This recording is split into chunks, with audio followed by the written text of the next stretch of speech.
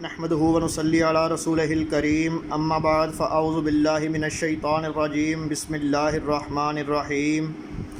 تمام دیکھنے والے دوست حضرات، میرے بہن بھائی جو بھی مجھے دیکھ رہے ہیں، سب کو میری طرف سے السلام علیکم ورحمۃ اللہ وبرکاتہ۔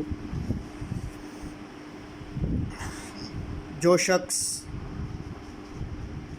اپنے گھر کا نظام چلا رہا ہے، حتیٰ کہ اور بھی بھائی ہیں لیکن وہ اکیلا چلا رہا ہے، آج میں اس کے لیے ایک حدیث شریف سناؤں گا۔ رسول اللہ صلی اللہ علیہ وآلہ وسلم نے فرمایا،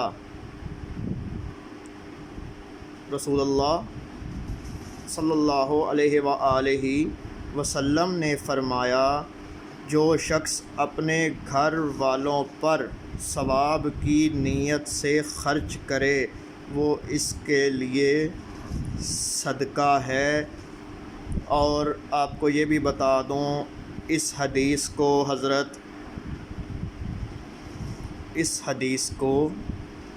حضرت عبداللہ بن مسعود رضی اللہ تعالی عنہ نے روایت کیا ہے۔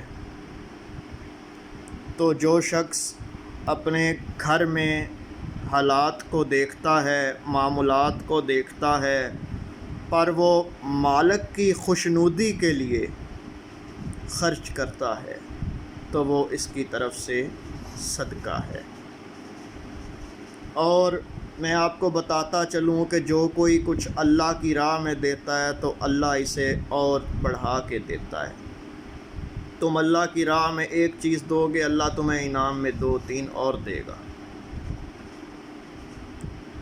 تو آپ کو یہ بتانے کا مقصد یہ ہے کہ حضرت عبداللہ ابن مسعود رضی اللہ تعالی عنہ نے جو یہ حدیث روایت کی ہے، اس کا مقصد ہی یہ ہے تاکہ آپ کو پتہ چلے کہ صدقے کی حقیقت کیا ہوتی ہے اور صدقہ کسے کہا جاتا ہے۔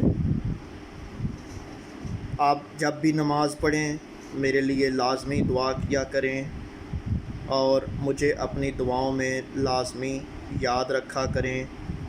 میرا دل ہوتا ہے کہ میں ویڈیو کو ذرا لمبا بناؤں تاکہ آپ کی سمجھ میں سب کچھ آئے، لیکن بہت سے حضرات ایسے ہیں جو کہتے ہیں جی ہمارا وقت ضائع ہوتا ہے تو ویڈیو آپ چھوٹی بنایا کریں، تو پھر مجھے ویڈیو چھوٹی بنانی پڑتی ہے۔ تو انشاءاللہ تعالی اگر کسی معاملے میں کسی کا کوئی سوال ہو تو وہ کمنٹ باکس میں ضرور پوچھے، میں انشاءاللہ تعالی حدیث کے مطابق اس کا جواب بھی ضرور دوں گا۔